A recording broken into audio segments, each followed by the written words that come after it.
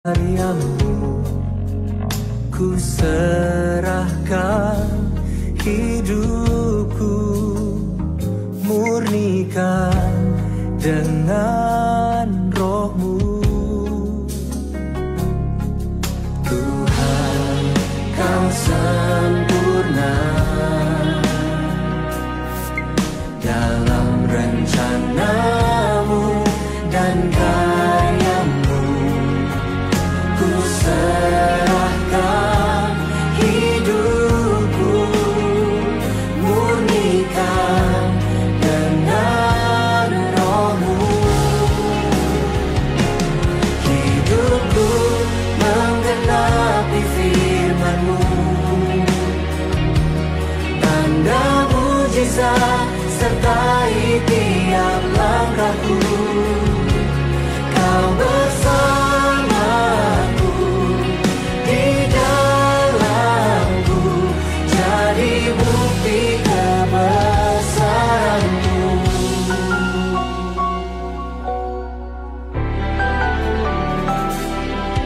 Tuhan, Kau sempurna dalam rencana genapi firman-Mu, tanda mujizat sertai tiap langkahku. Kau bersamaku, di dalamku, jadi bukti kebesaran-Mu.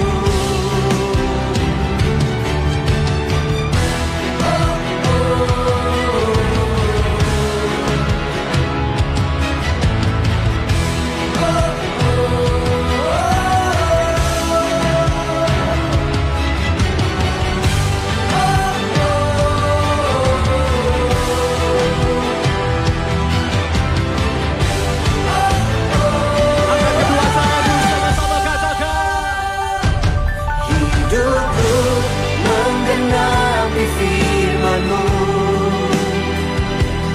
tanda mujizat sertai tiap langkahku.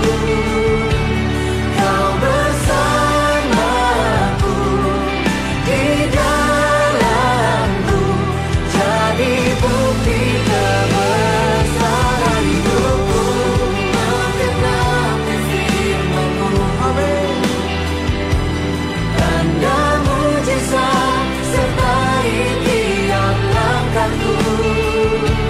Kau bersamaku, di dalamku, jadi bukti kebesaran-Mu.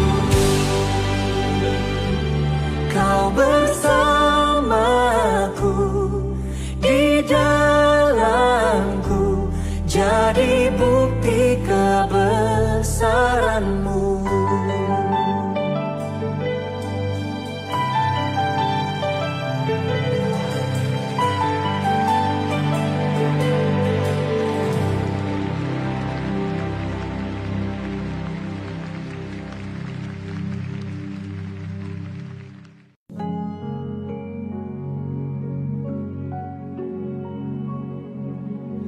Hidupku menggenapi firman-Mu, tanda mujizat sertai tiap langkahku. Kau bersamaku, di dalamku, jadi bukti kebesaran-Mu.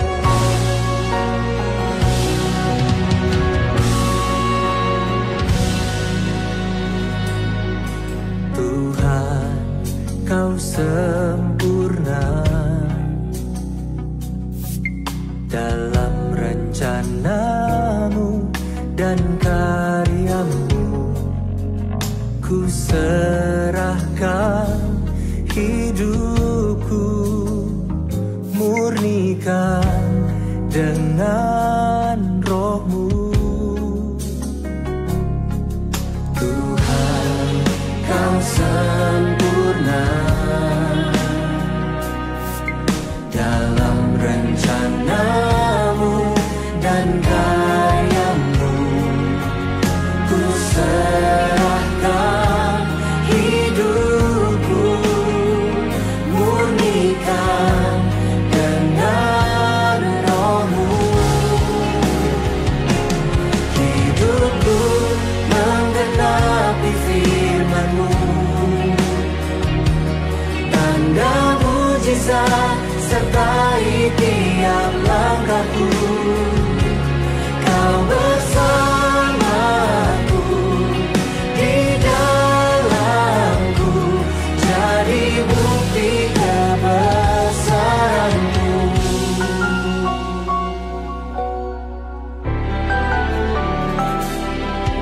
Tuhan, Kau sempurna dalam rencana-Mu dan karya-Mu. Ku serahkan hidupku, murnikan dengan Roh-Mu. Hidupku menggenapi firman-Mu, tanda mujizat sertai tiap langkahku. Kau bersamaku, di dalamku, jadi bukti kebesaran-Mu.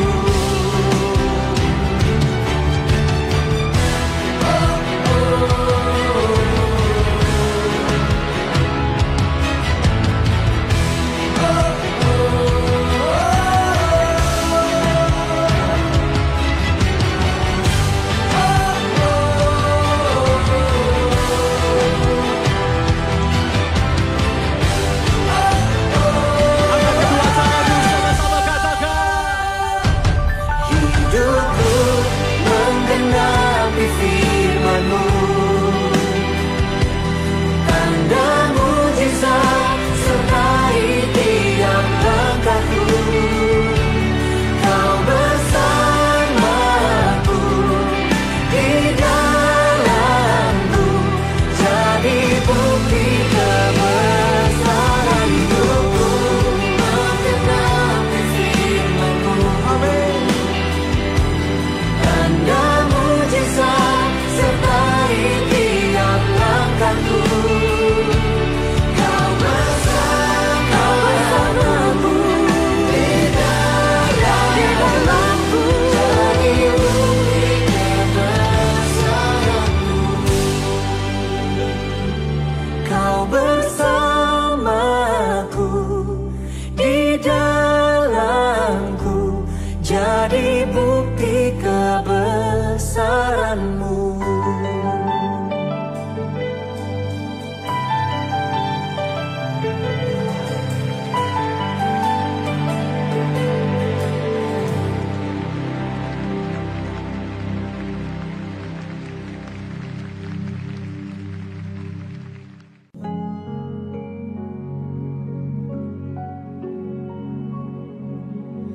Hidupku menggenapi firman-Mu, tanda mujizat sertai tiap langkahku. Kau bersamaku, di dalamku, jadi bukti kebesaran-Mu.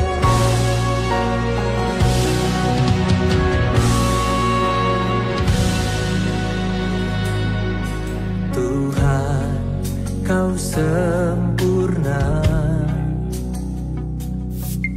dalam rencana-Mu dan karya-Mu. Ku serahkan hidupku, murnikan dengan Roh-Mu. Tuhan, Kau sempurna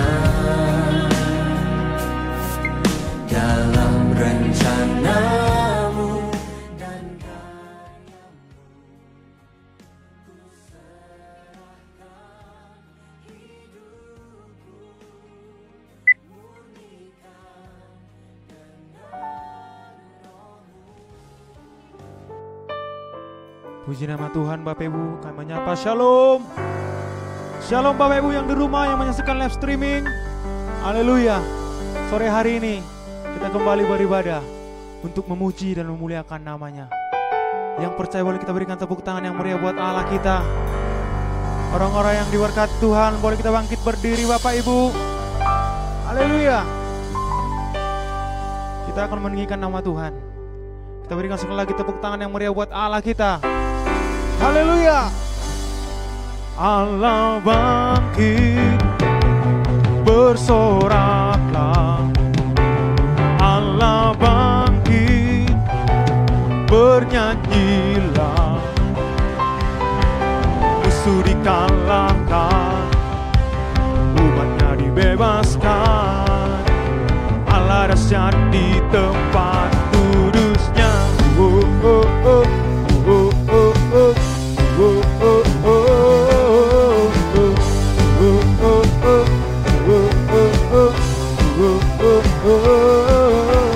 Kerahkanlah kekuatanmu ya Allah,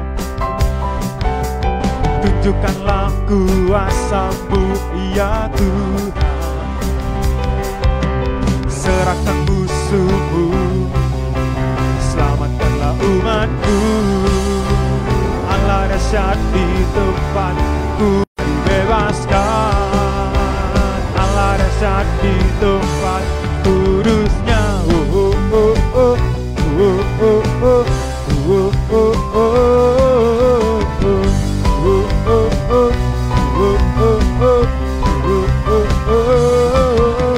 Kerahkanlah kekuatan-Mu ya Allah, tunjukkanlah kuasa-Mu ya Tuhan. Serahkan musuh-Mu, selamatkanlah umat-Mu. Allah dahsyat di tempat kudusnya. Allah bangkit, bernyanyilah. Allah bangkit, bersoraklah. Musuh dikalahkan, umatnya dibebaskan. Allah dahsyat di tempat kudusnya. Allah bangkit, bersoraklah. Allah bangkit, bernyanyilah. Musuh dikalahkan, umatnya dibebaskan. Allah dahsyat di tempat kudusnya. Allah bangkit, bersoraklah. Allah bangkit, bernyanyilah. Musuh dikalahkan, umatnya dibebaskan. Allah dahsyat di tempat kudusnya. Allah bangkit, bersoraklah. Allah bangkit, bernyanyilah. Musuh dikalahkan, umatnya dibebaskan. Allah dahsyat di tempat kudusnya. Allah dahsyat di tempat kudusnya. Allah dahsyat di tempat kudusnya.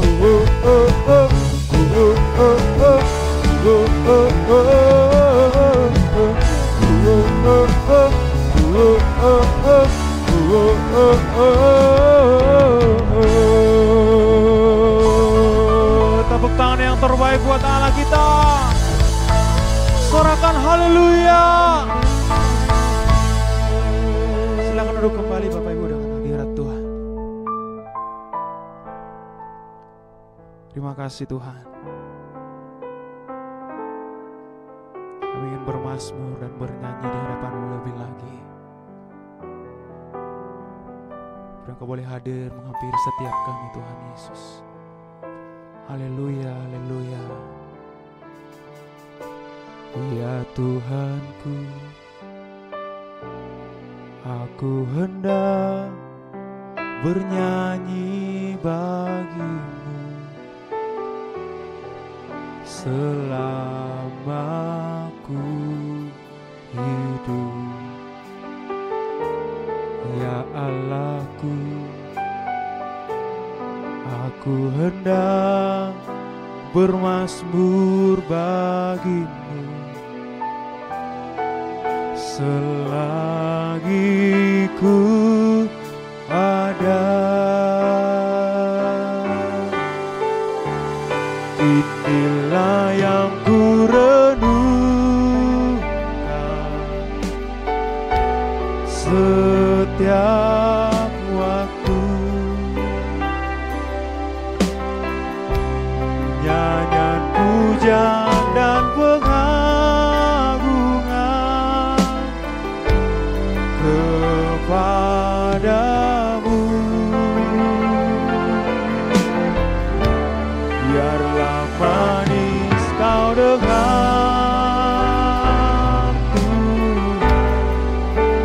manis Kau dengan Tuhan, dan hatiku bersuka karena-Mu. Mari dari awal bersama-sama kita katakan, ya Tuhanku, aku hendak bernyanyi bagimu selama ku hidup. Ya Allahku, aku hendak bermazmur bagimu selagi ku ada.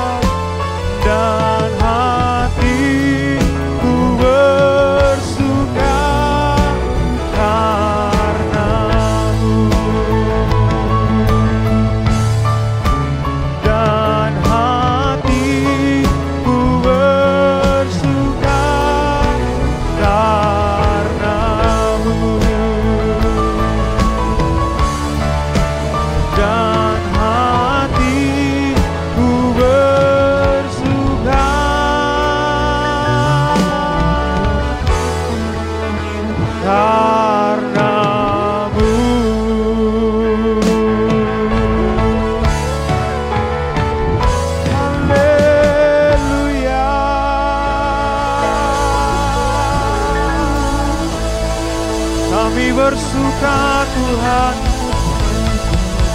kami berterima kasih kepadamu Bapa.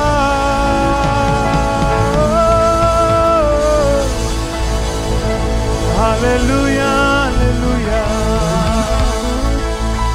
Terima kasih.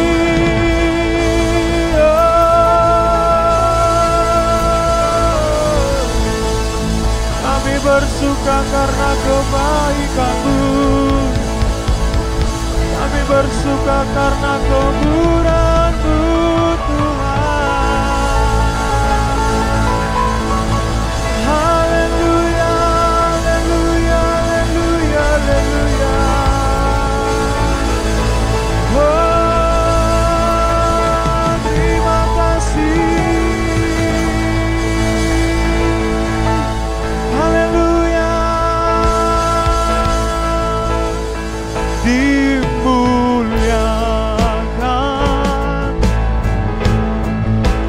ditinggikan,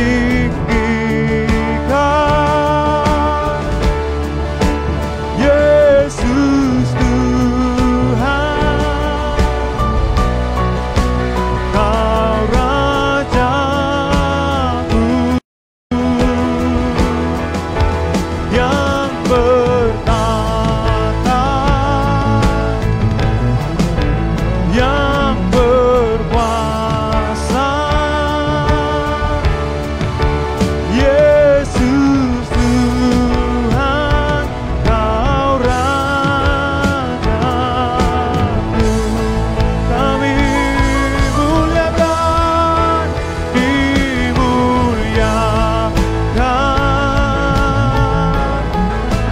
ditinggikan,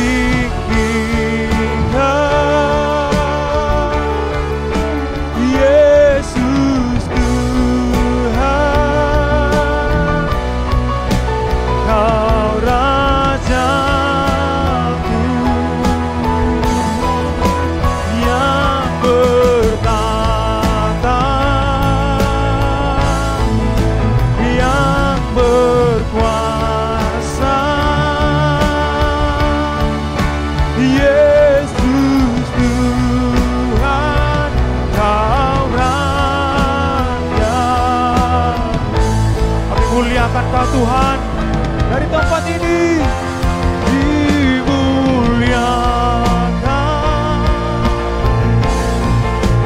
ditinggikan,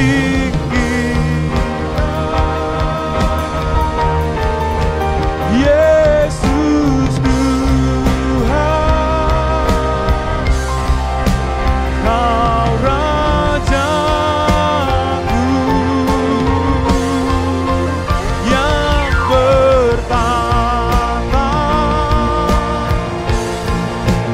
yang berkuasa, Yesus Tuhan, Kau Rajaku,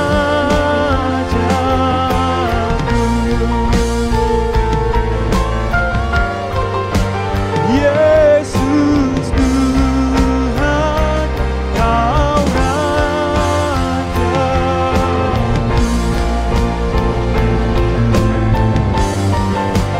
Yesus Tuhan, Kau Rajaku.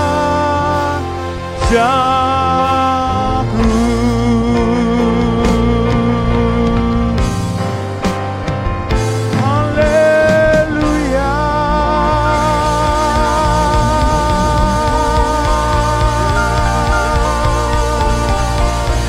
Bagimu-lah segala hormat, segala kemuliaan. Yang percaya bersama-sama kita katakan amin. Tepuk tangan sekali lagi buat Allah kita. Haleluya.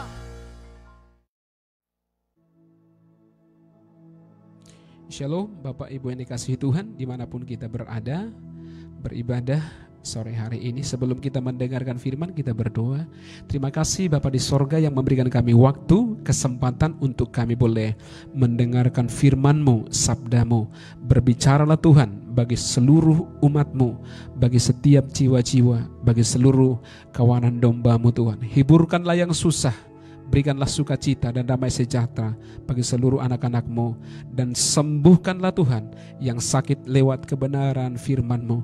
Lepaskanlah Tuhan yang terikat, yang terpenjara, karena kami tahu firman-Mu kebenaran, dan kebenaran itu akan memerdekakan kami. Urapan-Mu turun secara khusus atas hamba-Mu menyampaikan kebenaran ini Tuhan. Berkati seluruh para pendengar dimanapun berada sore hari. Dalam nama Tuhan Yesus kami berdoa dan mengucap syukur. Setiap kita yang siap dengarkan firman Tuhan, sama-sama kita berkata amin. Haleluya. Shalom Bapak Ibu yang dikasihi Tuhan.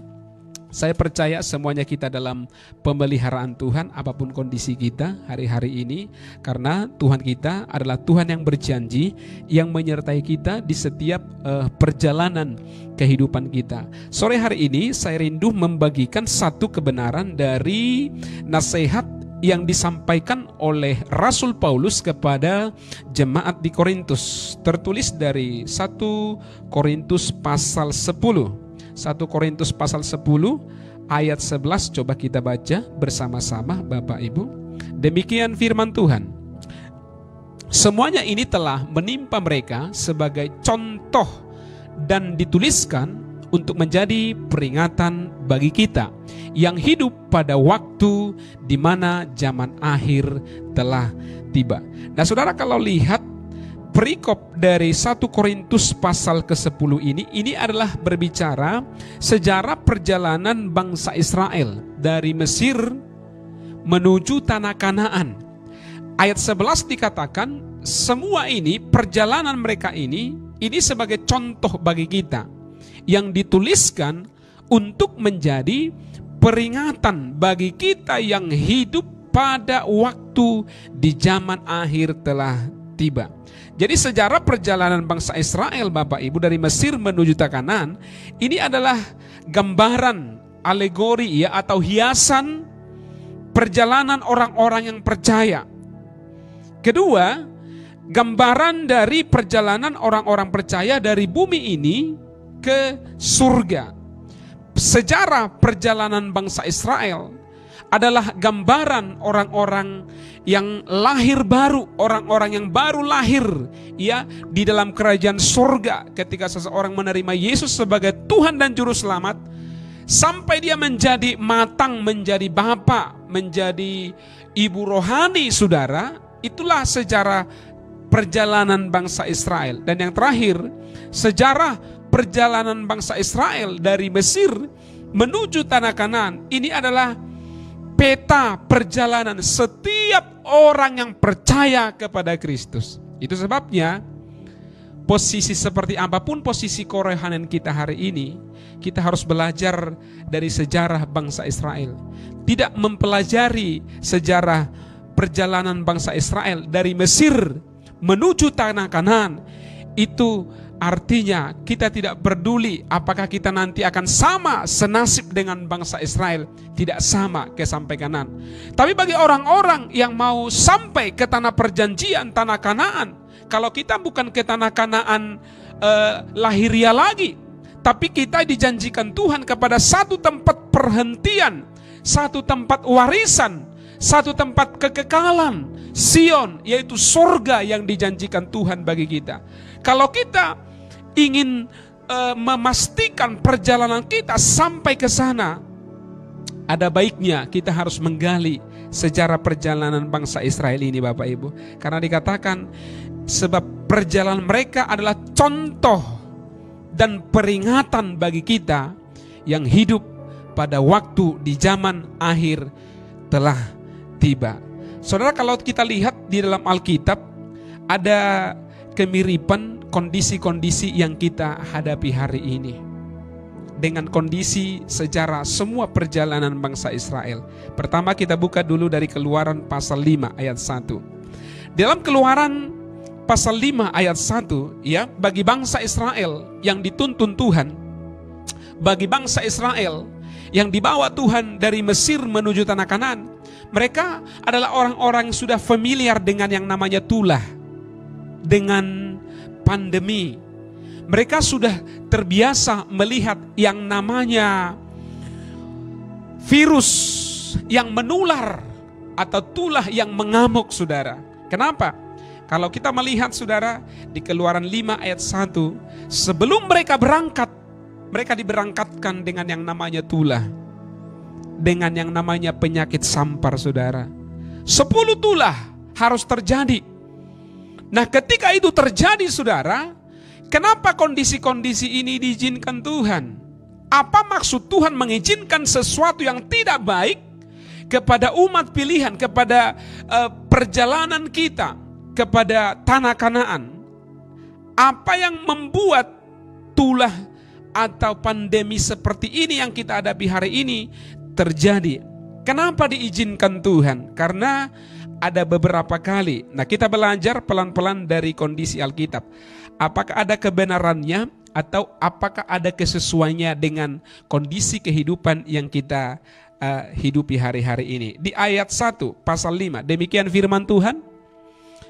Kemudian Musa dan Harun pergi menghadap Firaun, lalu berkata kepadanya, beginilah firman Tuhan Allah Israel, biarkanlah umatku pergi untuk mengadakan perayaan bagiku di padang gurun. Ayat yang ketiga, kita loncat ke ayat yang ketiga.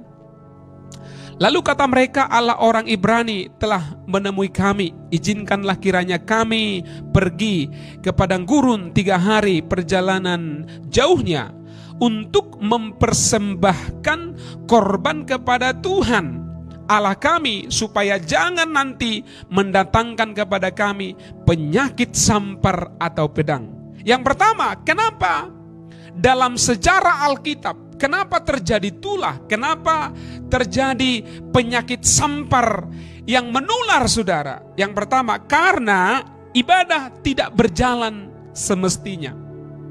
Kenapa terjadi tulah? Kenapa terjadi, saudara, penyakit sampar? Karena ibadah tidak berjalan. Ibadah tidak berjalan semestinya. Musa sebagai wakil yang diutus Tuhan untuk membawa bangsa Israel, tujuannya cuma satu. Tuhan katakan untuk apa? Dibebaskan, dilepaskan, diberkati, supaya datang beribadah kepada Tuhan. Semua waktu, tenaga, pikiran, bahkan harta yang dipercayakan Tuhan, tujuannya adalah supaya mereka beribadah. Dan ketika ibadah tidak berjalan, apa yang dilepaskan Tuhan melepaskan bangsa Israel adalah tulah. Kalau kita berbicara tulah, saudara, jangan takutnya duluan. Sebab Alkitab mencatat bangsa Israel, satu orang pun dari jutaan orang, saudara, tidak mengalami satu yang namanya kena tulah. Tetapi seluruh bangsa Mesir, seluruh rakyat di Mesir, saudara, 10 kali mengalami kena tulah tanpa terkecuali. Sementara ada di sebagian tanah bangsa Mesir yang namanya Goshen, bangsa Israel yang diam, yang tinggal, saudara, satu orang pun tidak kena tulah. Itu maksudnya apa, saudara? Penyertaan Tuhan sanggup bagi kita. Di tengah berkecamuknya hari ini ketakutan, di tengah berkecamuknya hari ini COVID-19, mari kita klaim, mari kita minta kepada Tuhan. Tuhan, Engkau sanggup melindungi umatmu. Demikian juga sampai hari ini Engkau sanggup juga melindungi kami. Sebab firman Tuhan Ibrani 13 mencatat, Tuhan tidak pernah berubah, dulu, sekarang, sampai selama-lamanya. Kalau dulu Dia menjaga umat pilihannya, kalau dulu Dia menjaga bangsa Israel, kalau dulu Dia menjaga orang-orang yang menaruh harap percaya kepadanya, saya percaya dengan segenap hati. Sore hari ini juga, Tuhan tetap memandang orang-orang yang beribadah, yang mempersembahkan korban, yang memang satu tujuannya adalah untuk memuji, menyembah, dan sampai ke tanah perjanjian atau sampai ke surga, ke Yerusalem. Tuhan berkuasa menjagai kita. Itu sebabnya keselamatan dalam bahasa aslinya, Tuhan berkuasa menjaga roh, jiwa, tubuh kita, kesehatan kita, hidup kita. Tuhan berkuasa menjaga. Keselamatan bukan hanya urusan nanti di sorga atau di neraka. Keselamatan berbicara pemeliharaan Tuhan, tangannya yang penuh kuasa itu menyertai hidup kita hari ini. Bahkan dari semua musuh yang namanya roh, jiwa, musuh tubuh kita, musuh hidup kita. Seperti bangsa Israel, saya percaya dengan segenap hati, kalau kita melangkah untuk beribadah kepada Tuhan, Tuhan akan menyertai kita. Yang kedua, kita belajar kenapa namanya tulah penyakit sampar diizinkan terjadi. Ini sesuatu yang merusak, merugikan. Ini sesuatu pelajaran yang sangat berharga. Tapi kenapa sesuatu yang sangat buruk ini, saudara, diizinkan Tuhan terjadi di bumi yang adalah ciptaan Tuhan, di tengah-tengah perjalanan umat Tuhan menuju menggenapkan mimpi visinya Tuhan. Kita belajar dari Imamat 16. Kalau kita belajar Imamat 16, Bapak Ibu, nah ini berbicara, seluruh pasal 16 berbicara pemberontakan Korah, Datan dan Abiram. Ya, pemberontakan orang-orang Lewi. Siapa ini, saudara, yang namanya Datan, Korah dan Abiram ini? Saudara, ini adalah kaum Lewi. Kenapa terjadi tulah? Kenapa dilepaskan? Kenapa diizinkan Tuhan terjadi dalam sejarah perjalanan bangsa Israel?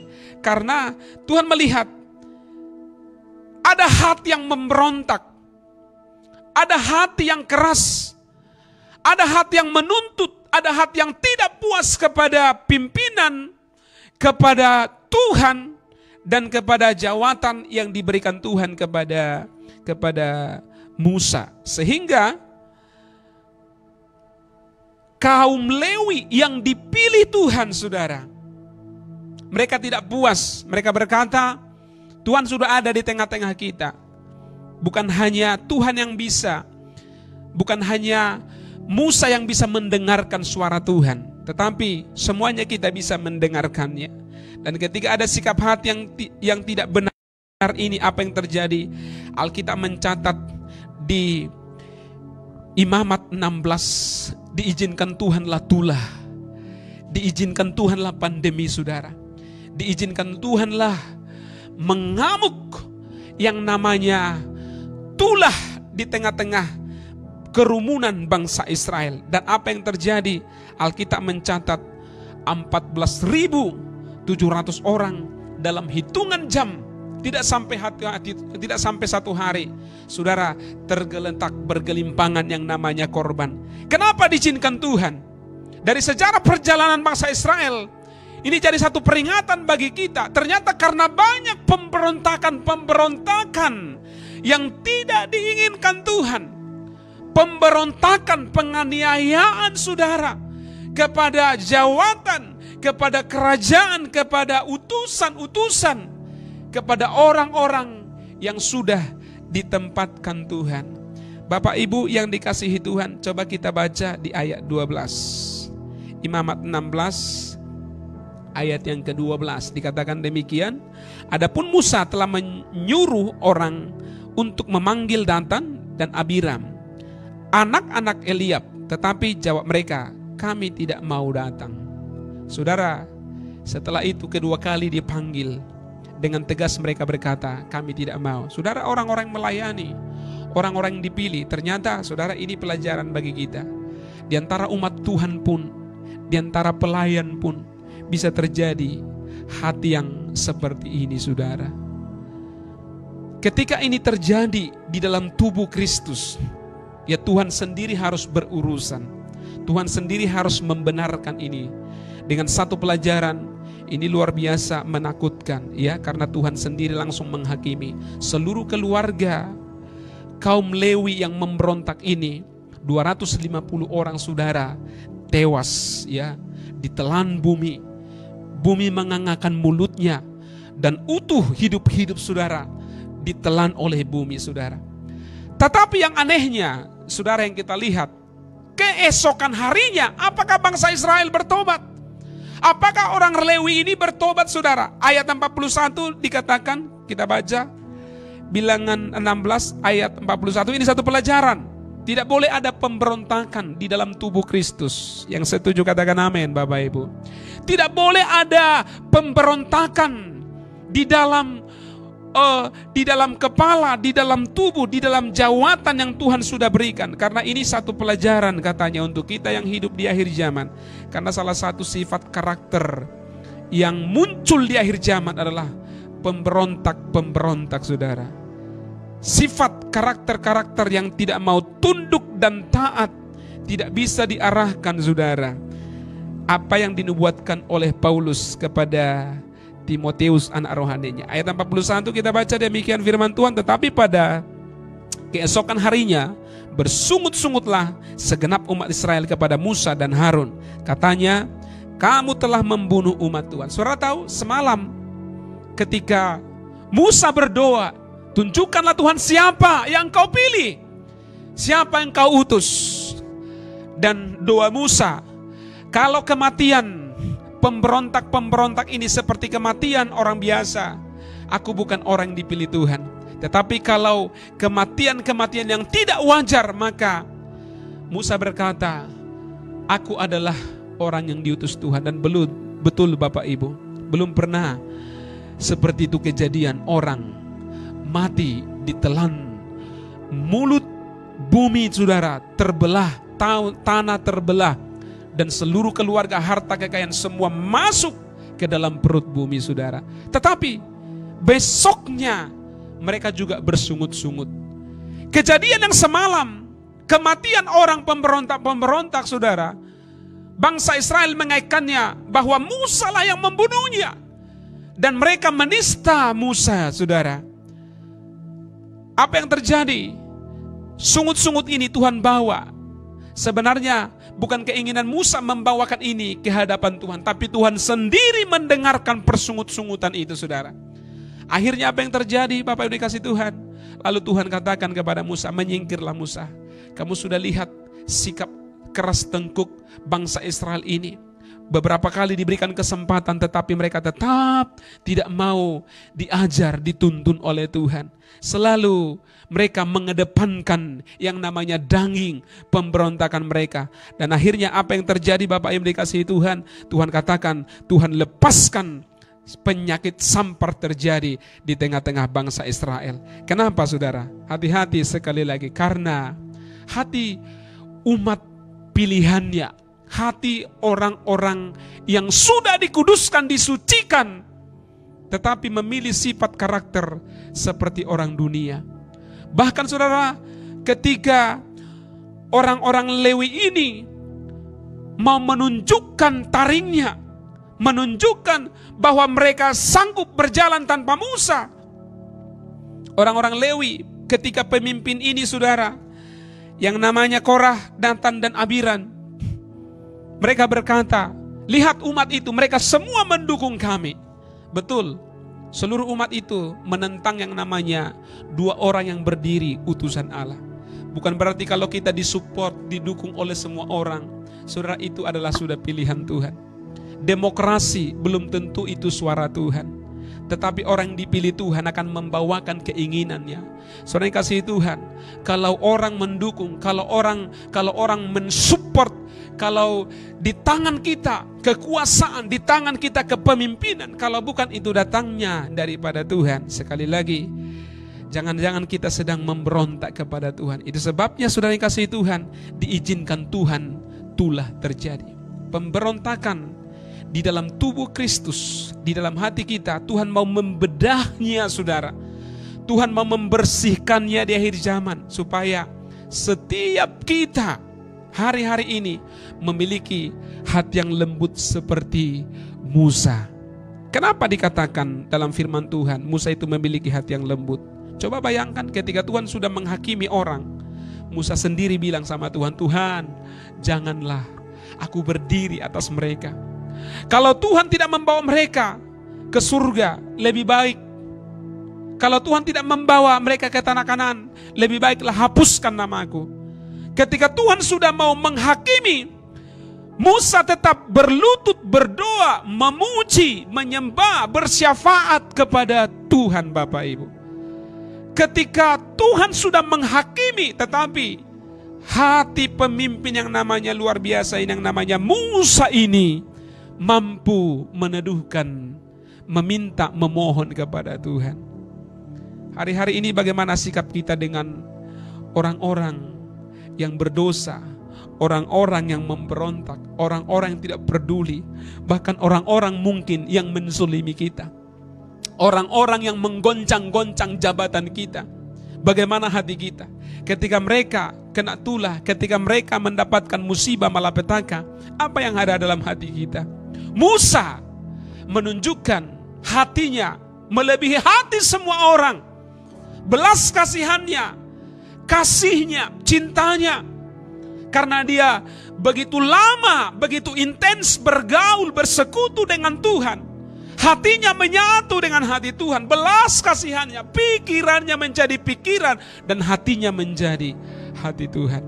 Saya percaya dengan waktu yang banyak hari ini, kalau kita banyak luangkan bersekutu dengan Tuhan, maka Tuhan akan membagikan hati, membagikan pikirannya, meradiasikannya dalam hidup kita, sehingga kita berjalan di dalam hatinya, di dalam pikirannya Tuhan Bapak Ibu. Yang ketiga, yang terakhir, ini ada banyak kejadian ya, ada banyak kondisi tulah yang diizinkan Tuhan. Jadi kita belajar kondisi-kondisi seperti apa ketika tulah itu terjadi, apa yang terjadi di lingkungan, di masyarakat, di kota, di bangsa waktu itu.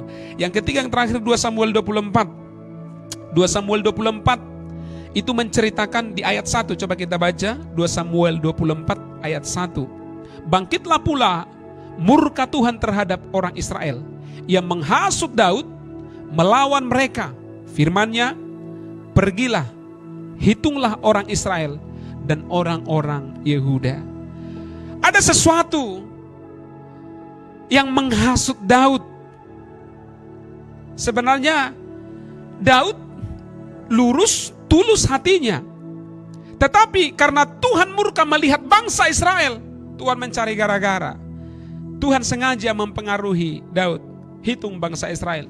Peraturan yang tidak boleh dihitung, saudara. Tuhan itu suka membuat gara-gara. Saudara masih ingat kisahnya Simson?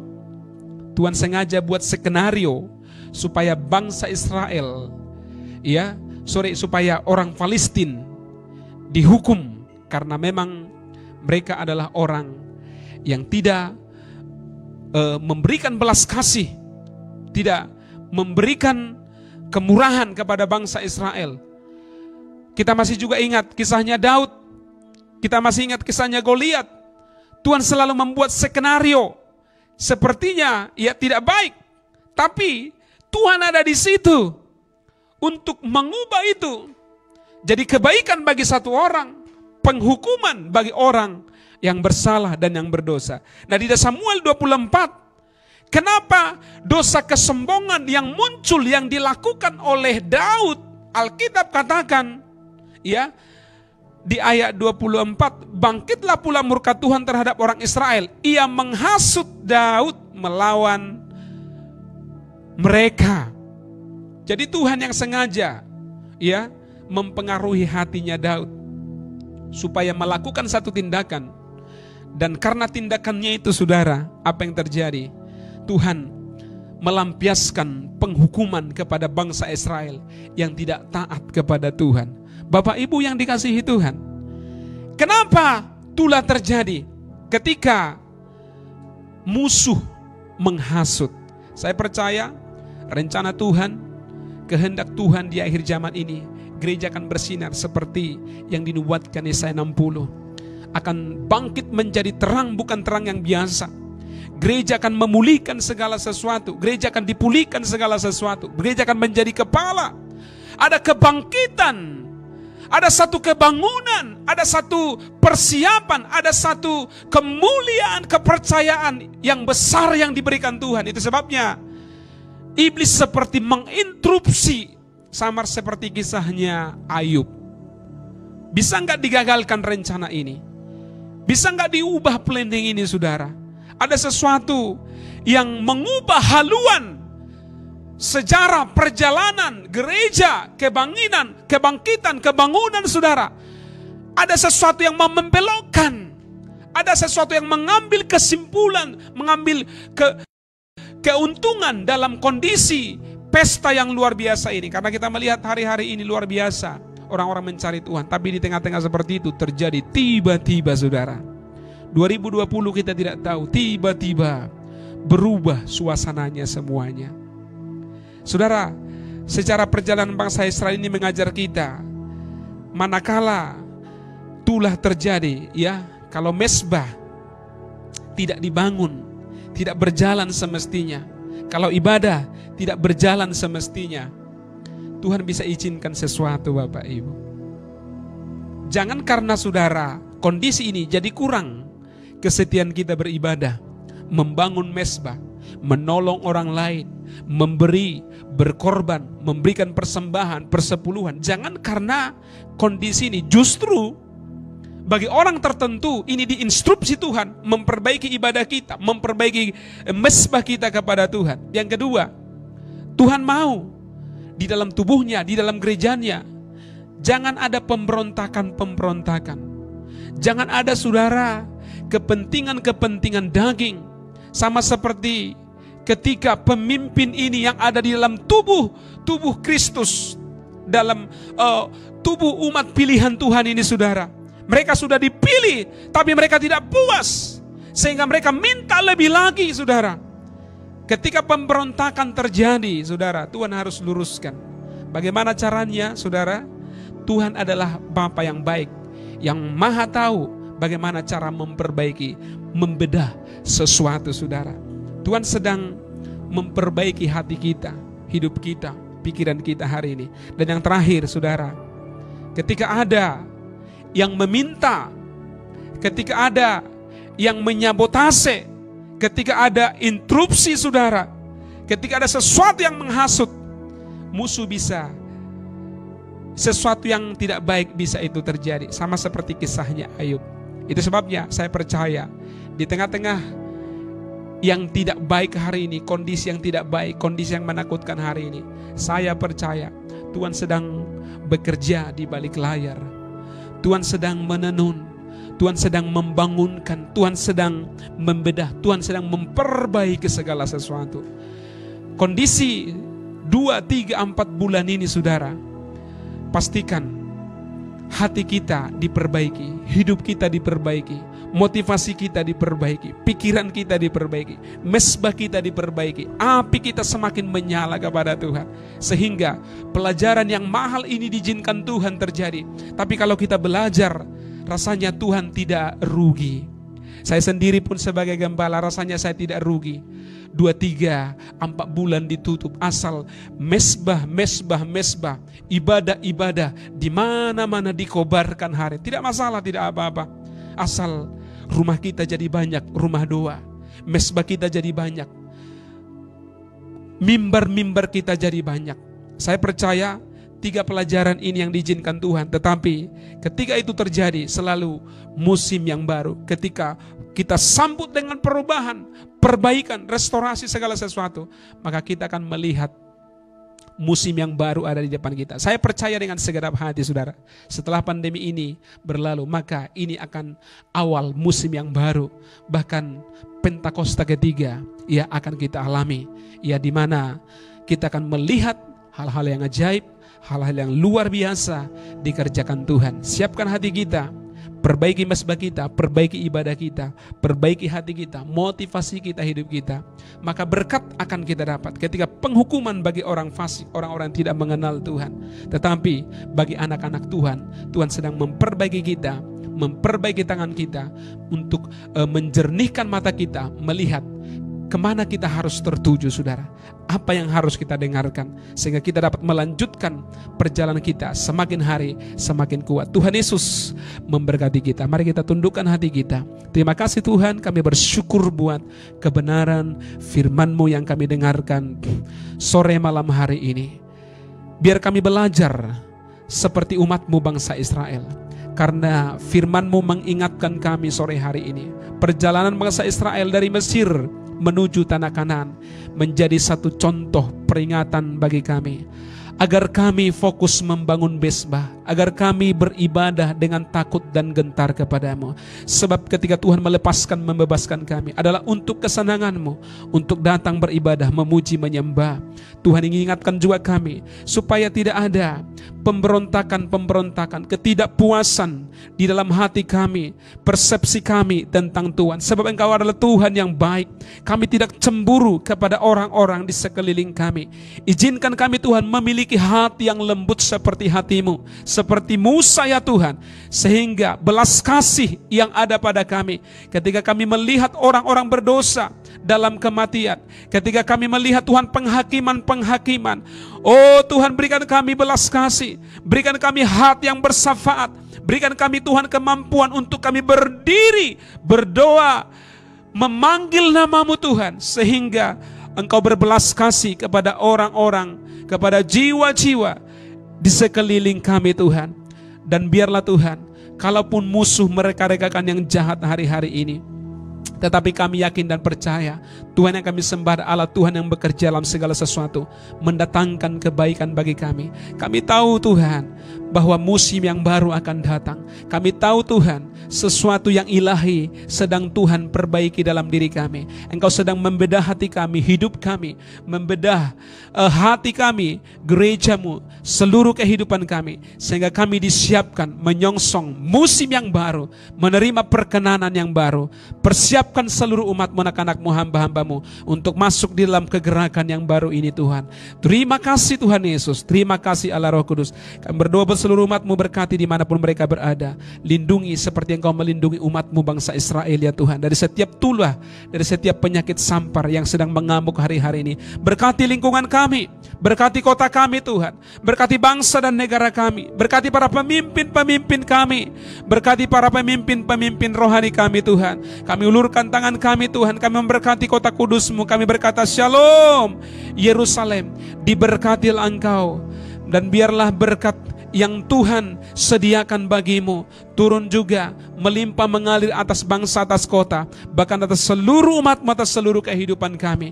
Terima kasih Bapa di sorga. Bimbinglah kami, tuntunlah kami di dalam jalan-jalan-Mu. Dan sebelum kami menutup ibadah kami ini Tuhan, ulurkan tangan-Mu yang penuh kuasa itu, berkati setiap kami. Tuhan memberkati kami, melindungi kami. Tuhan menyinari kami dengan wajah-Nya, memberikan kami kasih karunia yang berlimpah-limpah. Tuhan menghadapkan wajah-Nya kepada setiap kami dan memberikan damai sejahtera-Nya sore hari ini, esok, martabakan sampai selama-lamanya. Yang diberkati Tuhan bersama-sama kita katakan amin. Haleluya, puji Tuhan. Satu pengumuman dari saya sangat tergerak. Mulai tanggal 21 sampai tanggal 30 kita akan doa puasa, karena saya merasa Pentakosta tahun ini, pencurahan Roh Kudus tahun ini adalah atau momentum yang sangat penting bagi kita.